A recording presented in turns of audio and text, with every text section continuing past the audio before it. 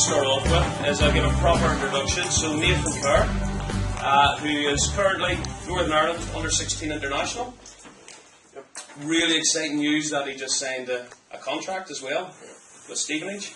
Yeah, so really exciting. We'll come to that in more detail, but just to give that quick overview of who he is, and it's great that Nathan has given up his time to come down and speak to all of us. We're very appreciative of that, and his daddy as well coming down, Drew. So basically, we'll start off. Nice, easy question. Yeah.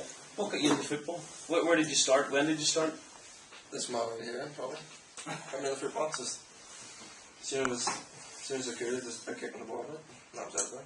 Brilliant. Just kicking the ball in. So was that informal of just out in the street playing Basically. with daddy Anywhere I could. and big brother? Big brother. Yeah, it's a real good connection. Big brother, and they coached for us as well. Yeah, so the family connection then. Exactly. So, and you from the street and stuff and playing at home with daddy and big brother. Then what was your introduction to football? Was it mini soccer, 11v11? What was sort of your route then?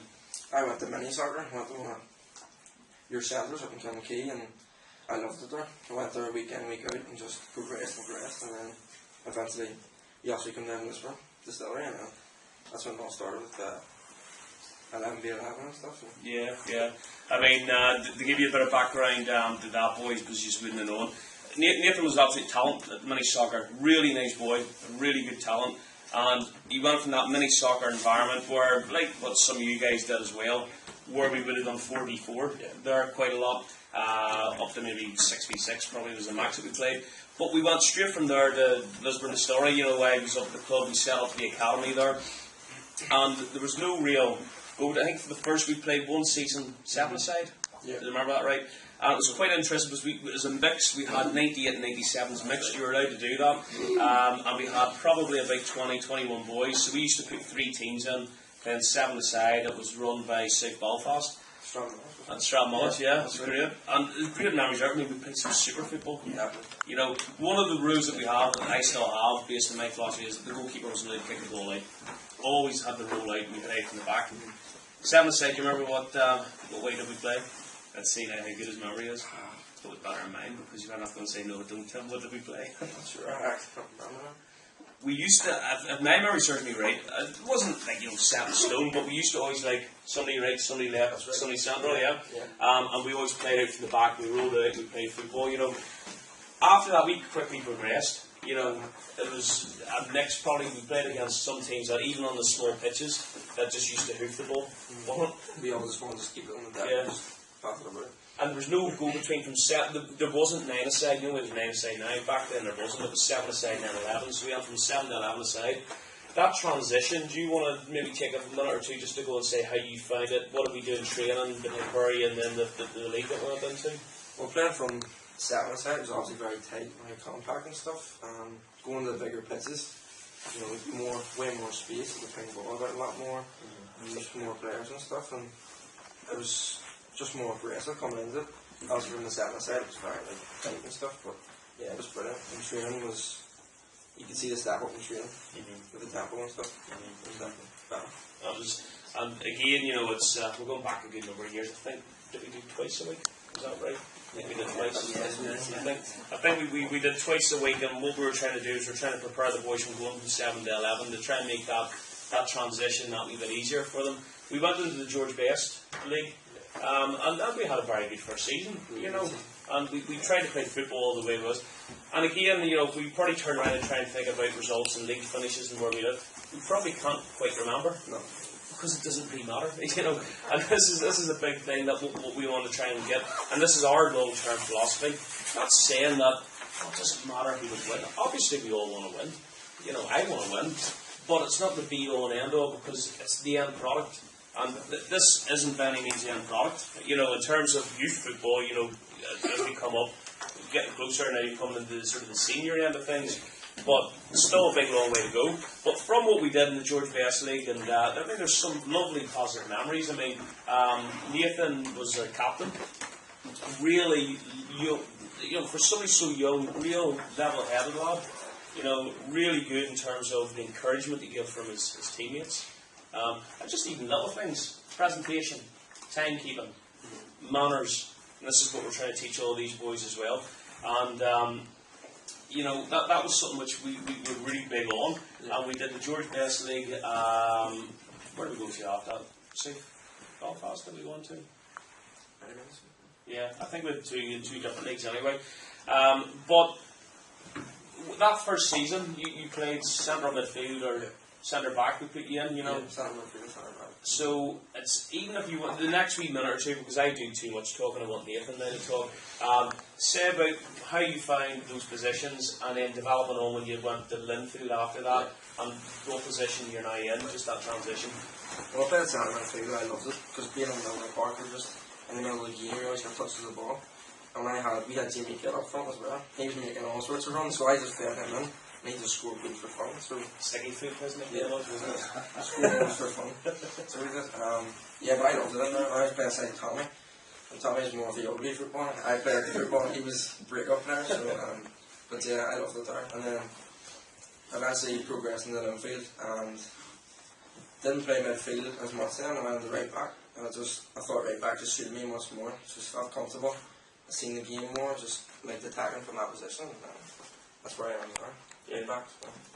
And it's good, and that's interesting, you know, that playing the different positions helps, obviously, your game. Because you know the game much more. Uh-huh. You know, like, even playing against players from the position you play in, you're playing against that, I know what the runs are going to make, I know where they're going to pass the ball, so I can read the game much more. Yeah. Clear. So. It's perfect. And from Linfield, then, you spent, it was pretty big, 3 years at the Story? Yeah. Was it 2 years did you have at Linfield? Am I right? It was about 2 years, 2.5 years. Yeah, 2.5 years. Yeah, 2 years, 2.5 years. Went in the National League, had a good, successful season in the National League, won that and stuff. And then, as I came to the end, I felt it was time just to move on, so I went to Green Island and progressed brilliantly from there. Yeah. And during this time, you know, in the club, you know, we found that you were training twice at the Story.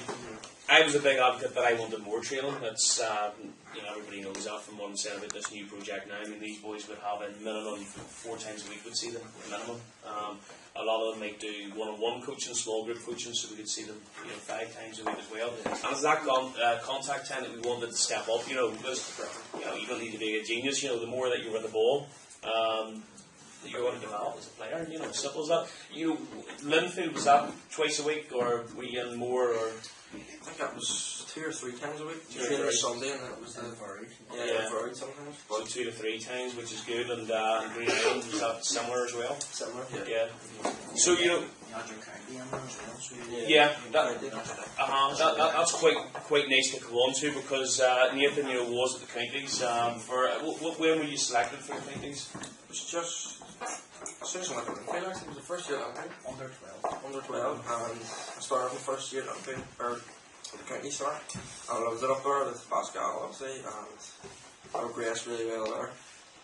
And the elite team, obviously, that started that year, and I didn't get into that year, you see. But I'd always, from then, I'd always set myself a target, so the next season I was like, right, see this season, I'll get back in the counties, I'll stay in the counties, and then I'll try and go for the elite, see what I can do there. So you see the drive that he has. You know, it's what we always say, it's overcoming hurdles. You know, there's going to be disappointments in this game. Always. And, you know, with speaking with, you know, Luke, and I mean, Luke, like yourself, was in from under 12 right the way up. Yeah. But his first biggest disappointment was when he didn't get selected to go to France. Yeah. You know, and he had to overcome that, and he could have just, you know, cried and I'll give up and stuff. Yeah. Or you go and say, roll the sleeves up and keep going and setting the goals. So that was exactly the same that you did then with from the county to the elite. Yeah. And that's goal setting. So that's what these boys, I don't know if anybody's got one handy that we can let Nathan see your player passport as soon as he's got one handy there. And that just goes to show then, you know, setting. Big over there. So, is somebody going to impress me now and get their player passport out? They're all sacked now. But somebody will save the day. Dane, you look like you're about to shove this up, are you? Yeah, disappointment. Lovely things like Joshua, you've got yours, you know. Right, so yeah, the goal setting's a nice thing, and it shows you how well it worked for Nathan. He had the disappointment of not being selected, and set the challenge. And what then happened then? How long or? Yeah, it was really important, like, to set the goal, because, you know, that's the only way I was going to progress. And then that's something to work forward to. Mm-hmm. So you set the goal, and then you know, right, what I have to do to get there, that's what I have to do to get there, I'm going to do it. And obviously went from there, got into the elite and stuff, and when the elite progressed, I came into the Northampton squad, so it was a young Northampton squad. And I was like, right, I want to get into that. So that year I was like, yeah, I want to get into that. I'll maybe get a first try over in England, get a club. Maybe not just connect with a club, just get a try to see what it's like, get the experience. And that's what happened. It's great, you know, so you see how important it is, because I'm always bargaining at these ones to say that every month they have to update their goals. And you know, it's like a wee template that we have, a personal development plan where they're writing just down their personal details. The date, which is always an important thing, because we always ask them to put the most recent one at the top.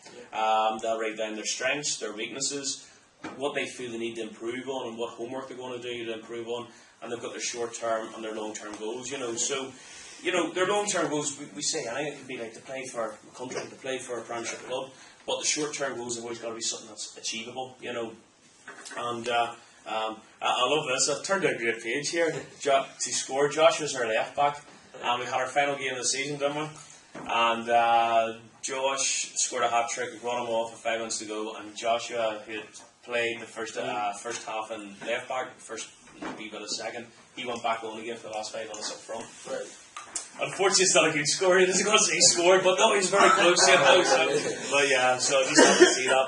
But so that's something which we do, and it's great, you know, when you hear these boys that they have sort of, you know, been through what you're trying to do. I mean, we've maybe probably half a dozen of these boys that went down to county trials, and some of them got to quite a far stage, but unfortunately just cut the last minute. Yeah. But again, what we say to them is that that's that target that they keep on working for.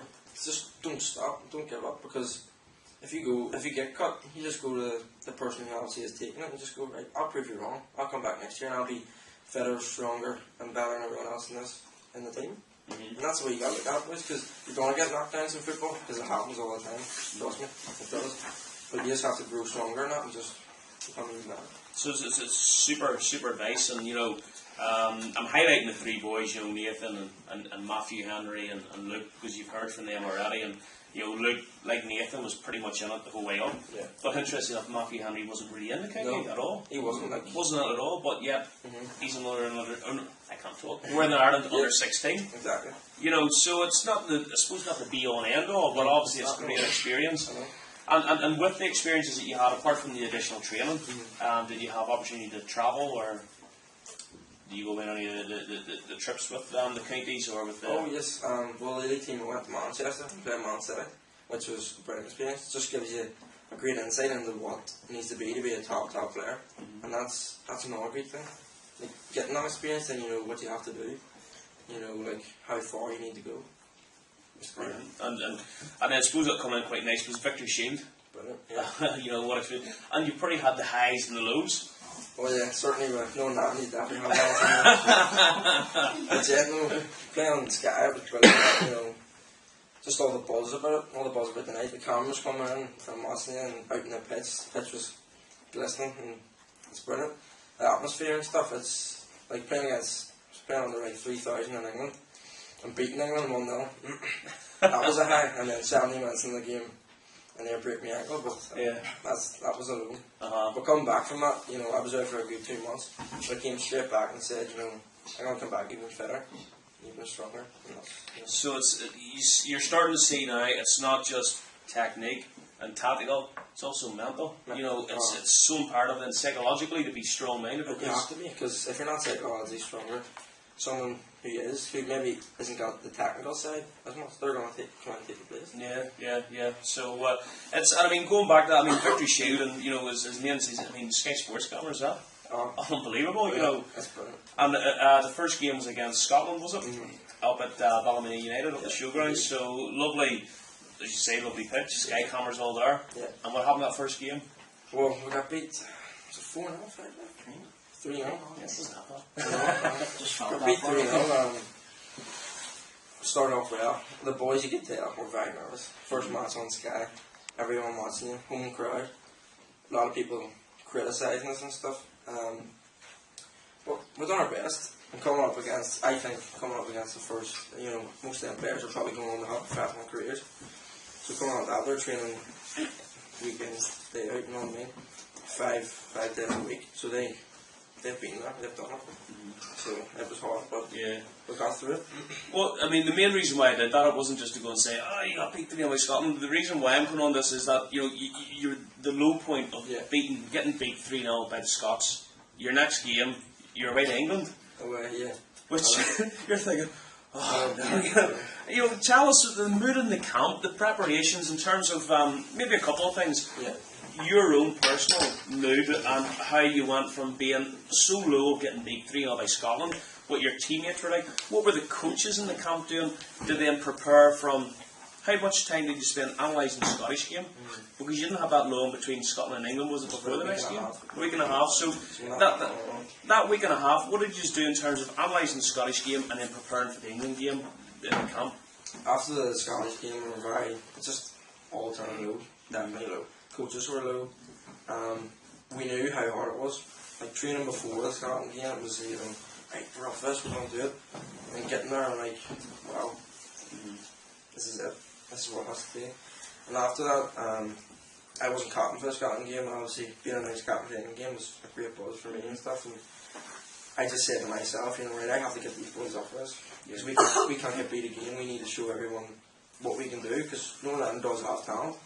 A lot of people don't think that, but we do. And I just said to the boys, really, we have to do this. We're good footballers. We need to show everyone and prove everyone wrong what we can actually do and stuff. And the boys, I could tell, really nervous. 3,000, you're gonna be nervous. Like 3,000 people playing against it.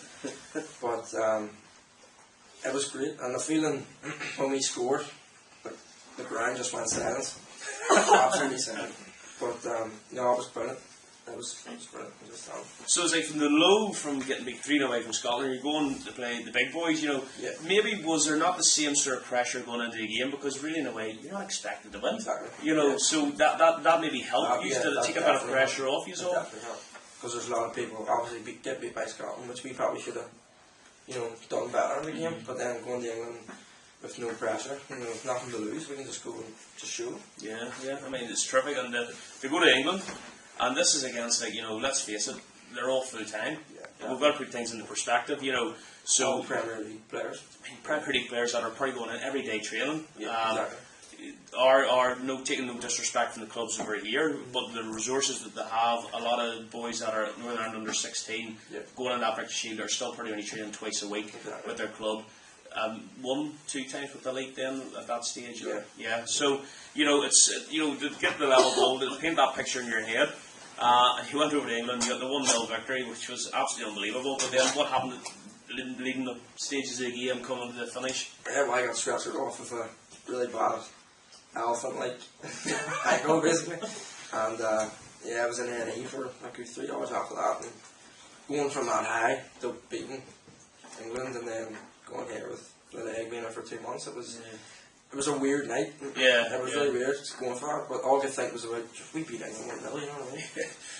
How many people does that happen to, you know what I mean? So you're lying down getting the gas, going through your head, yeah. When you're coming off the pitch, you're pretty just thinking, what was the score? Was it still 1-0? Is that what was going through your head more so than what's going on down here? We have to win, I just don't care about this, I have to win.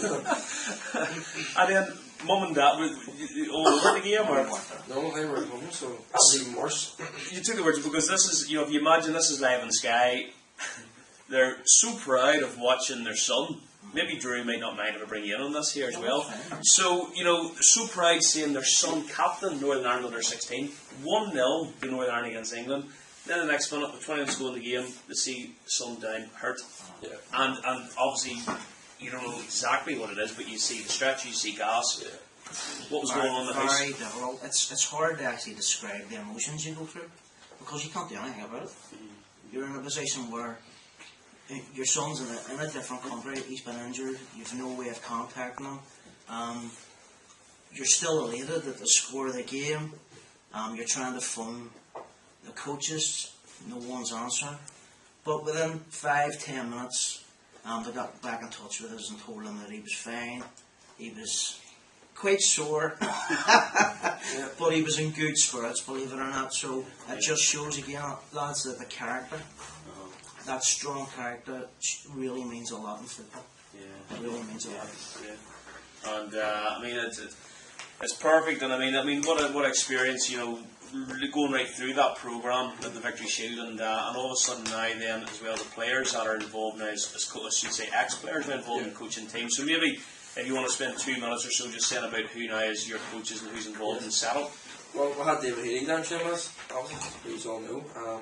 That's great having him, man. Just that experience from professional players, just in there with us, having banter with the lads, you know, giving us all the advice and all the tips and stuff, and that was great. And having Stephen Craven, ex-centre half and centre midfielder for Northern Ireland, he was brilliant.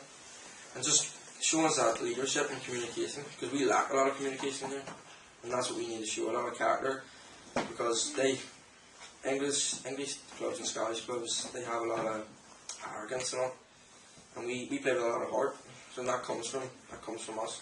But we play with heart, and that's so much important.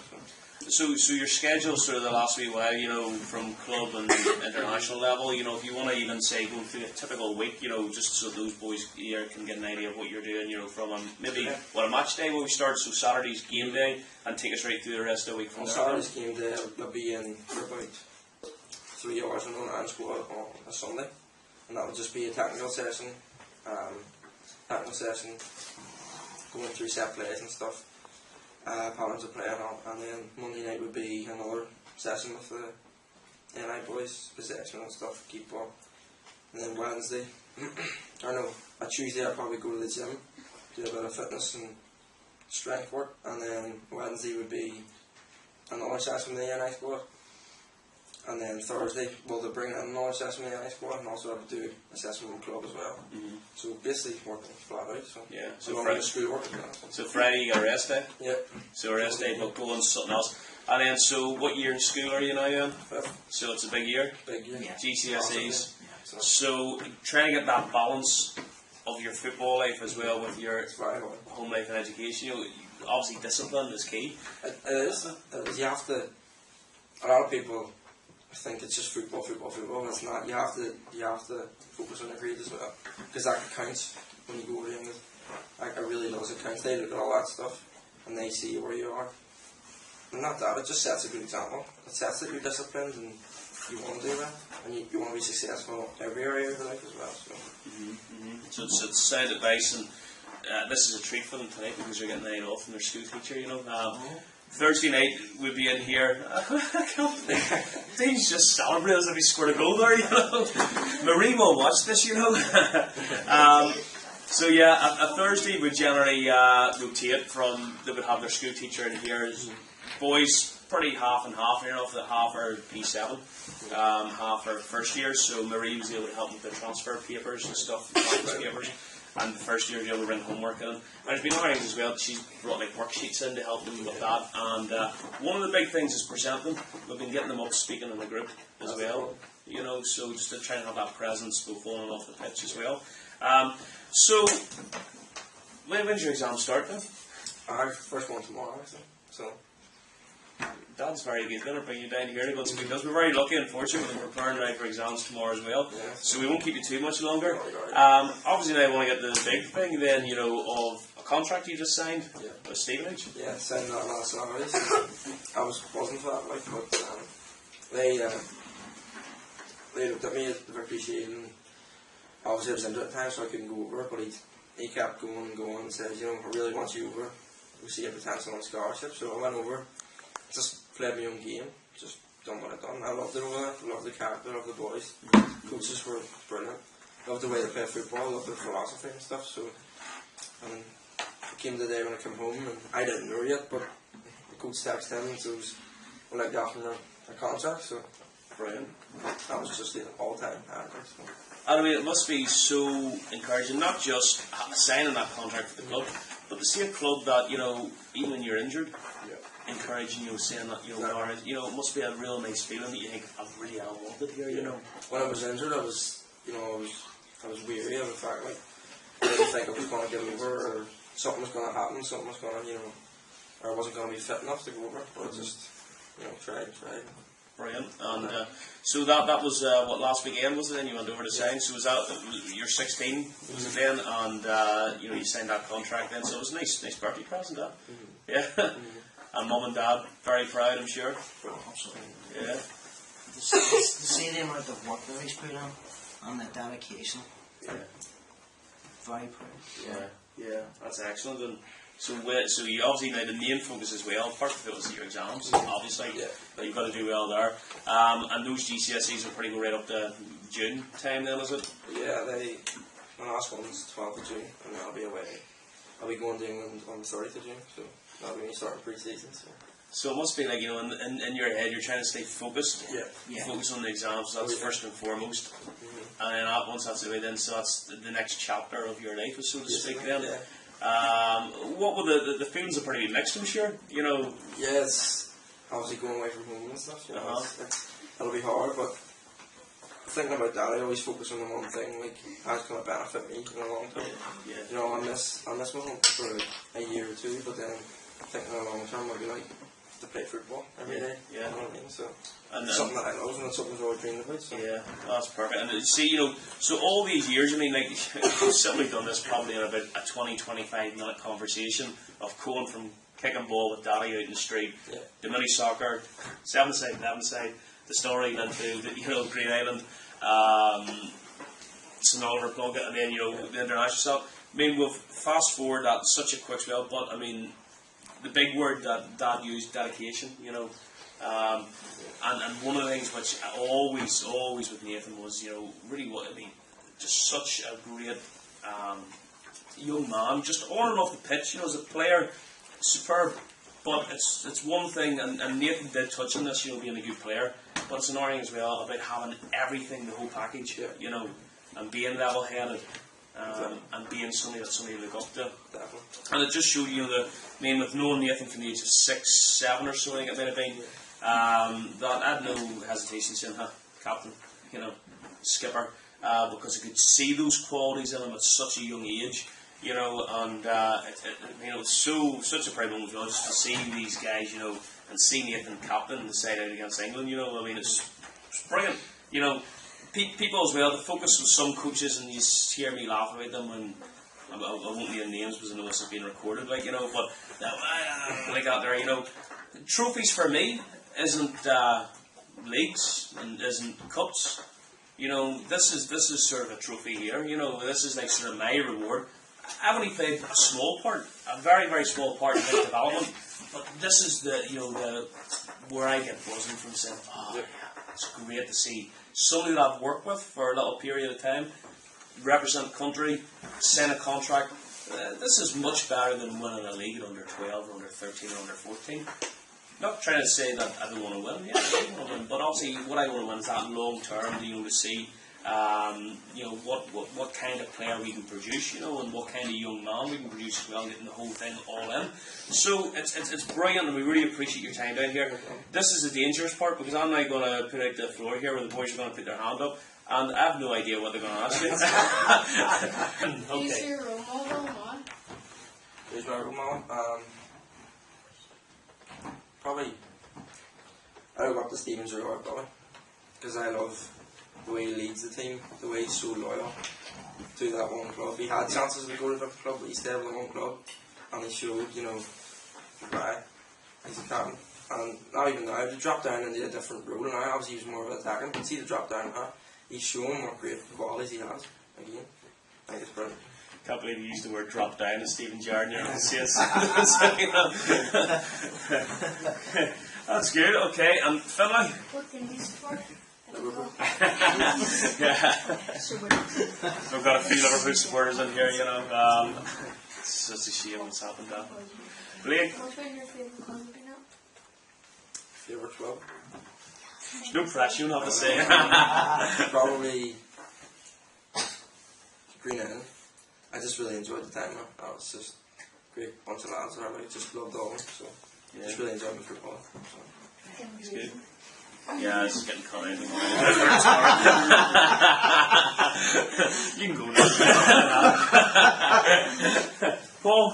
Where would you be without Tim? Where would I be without them? Same place. Same place. Yeah, Mills, you never let me down. Where's the future captain there? No, I wouldn't be here today.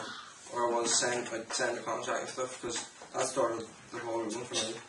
With all the skills and the bits of play and that gave my character going. From him trusting me to be a captain, that sort of gave me much more confidence and stuff, and that was brilliant. Yeah, good. And Phil, another question. Like, what's your diet like? My dad is very good. Like I've just, well, I've sorted it out now. I went into, in a while, but obviously because I've signed a contract now, I've got this whole different regime and stuff, and I'm following that. Your dad has to be brilliant, and a lot of people don't think that it's much important, but it's vital, because it's your fuel, it's what you run on. If you don't get that right, then, well, as I said, you have to be the whole package, so you have to do everything. You have to look into the different aspects of your game, and that's one massive aspect of your game. It's a good question, yeah. Thank you. Yeah. Millsy, you're looking. Oh, he wants to know who your girl. What? Girlfriends, that's actually not a bad question, No, man. I don't. That's well done. That's part of the dedication as well.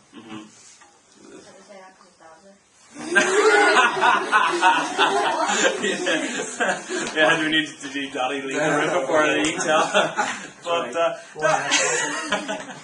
But it is a good question, because it is, I mean, once you do get, I suppose, to 14, 15, 16, everything comes in from girls, part-time job, even friends. You do have to wisely choose your friends. Yeah, they're all distractions. But if you want something, like I wanted football so much, I wanted to get over there so much, and that's why it was hard, because I met my friends every week, and I hardly see them now, because I just put so much dedication into football and work so hard. So it is hard, but if you want something, you do anything to get it. Brilliant. What was your reaction when you got offered a contract? Like, what did you... It's just, I was overwhelmed, but it was such a great, bit of satisfaction, knowing that I've worked so hard, like, come from where I've, mini soccer, and then going to get an offer contract there, it was brilliant. So, And Finlay? What school did you go to? school you go to? Lower Hill, in this one. Good. Anybody else? Irish team. Honestly, I don't really support Irish team. What if I had to? Oh, you realise you're at the door for them? No, I'll probably not fit. Yes. Yes, Dean? Do you like your school? Yeah, it was fine. I was in the second school, because first school I went to first to third, and then I got knocked down and stuff, but my second school has been brilliant, so I was really supportive. What's your favourite subject and best subject? PE, exactly. Your favourite, I wrestling, yeah. What's more important, school or football? To you? To your school? Equal. And that's basically it. Proved me through. It's brilliant, so keep on enjoying your football. And Owen, we'll finish in your appreciation for Nate and I